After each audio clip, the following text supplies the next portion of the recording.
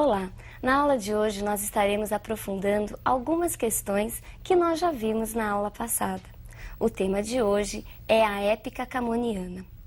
Camões, como nós já vimos, teve uma vida muito atribulada e fez várias viagens. E numa dessas viagens, ele até chegou a refazer o caminho que Vasco da Gama fez lá na rota marítima do descobrimento do caminho até as Índias. Conta a história que numa dessas viagens, Camões, em companhia de sua amada Dinameme, sofreu um naufrágio. E que nesse naufrágio, Camões, lá com toda a confusão, ficou muito preocupado e ele teve que tomar uma decisão muito importante. Ele não sabia quem salvar. Ele não sabia se salvava a amada ou se salvava o manuscrito da sua grande obra, o manuscrito de Os Lusíadas, que ele também carregava consigo. Adivinhem qual foi a decisão de Camões? O manuscrito, ele realmente sobreviveu e deu origem à obra. Agora, a Dinameme, essa morreu afogada.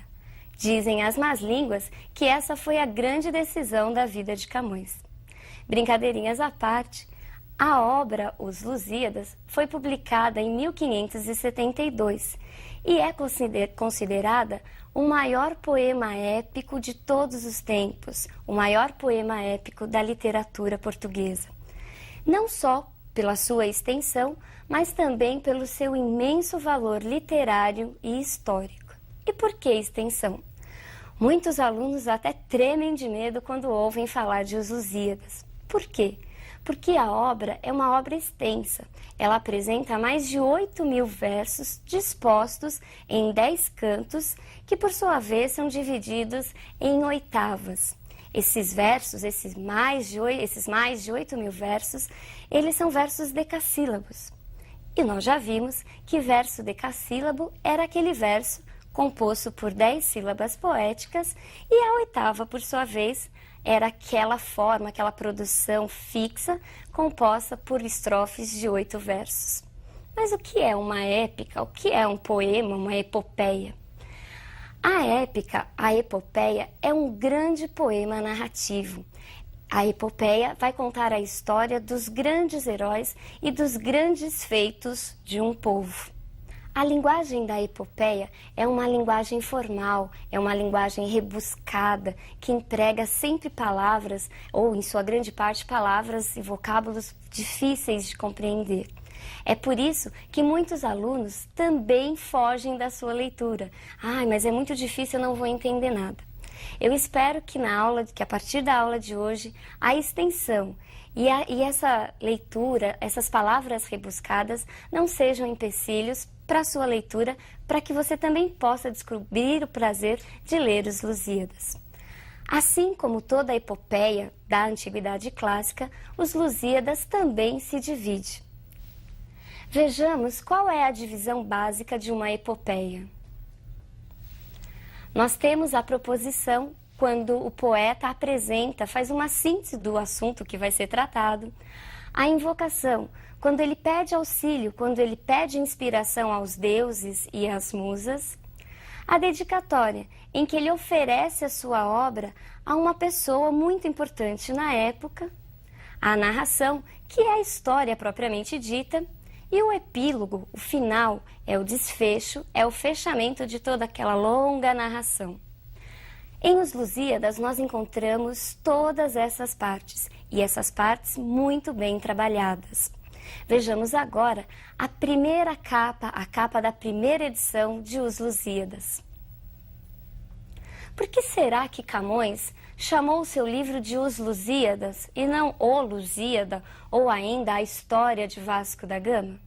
A palavra Lusíadas significa lusitano e lusitano, por sua vez, significa luso, vem da palavra luso. E quem foi Luso? Segundo a história, Luso foi o primeiro português. Essa questão do herói, por que o nome Os Lusíadas, volta e meia aparece nos grandes vestibulares. Volta e meia o aluno é questionado: quem é a personagem central da obra Os Lusíadas?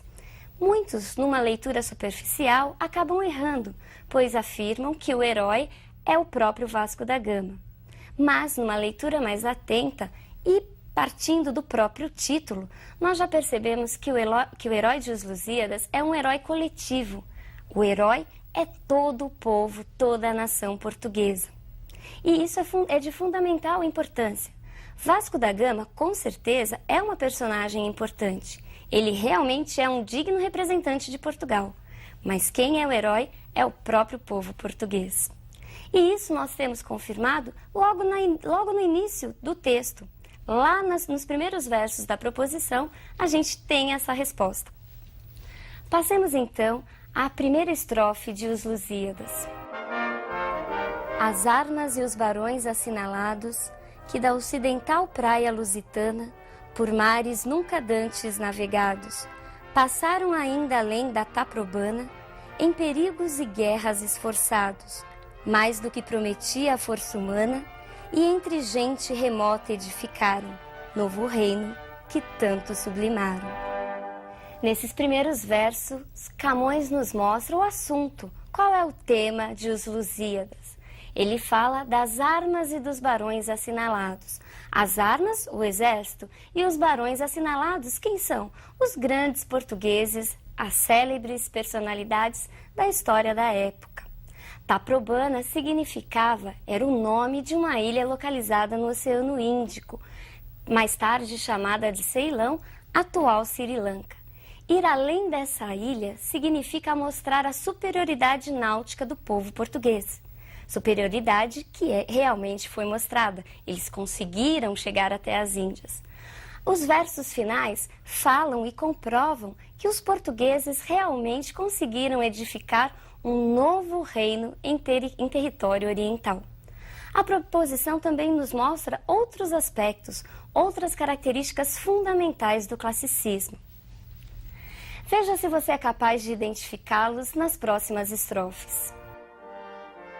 E também as memórias gloriosas daqueles reis que foram dilatando a fé, o império e as terras viciosas, de África e de Ásia andaram devastando, e aqueles que por obras valorosas se vão da lei da morte libertando.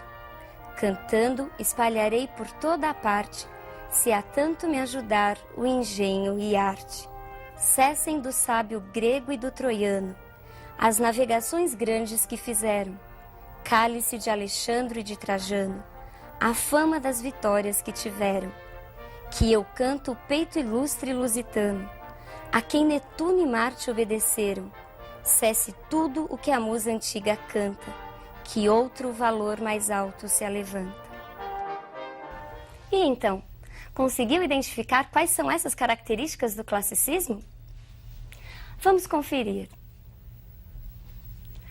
Antropocentrismo, nacionalismo, fusionismo e linguagem rebuscada.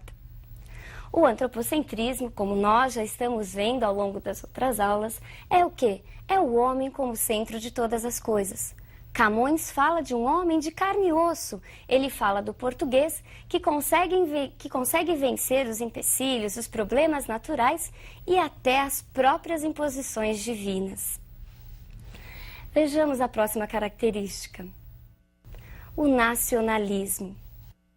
Ao longo de toda a obra, nós temos sempre Camões exaltando o povo português. São os reis, são os grandes feitos, são as grandes passagens. Até as musas são nacionalizadas por Camões. Ele cria musas, as quais invocará mais tarde. Ele fala das Tágides. Vejamos a próxima característica. Fusionismo.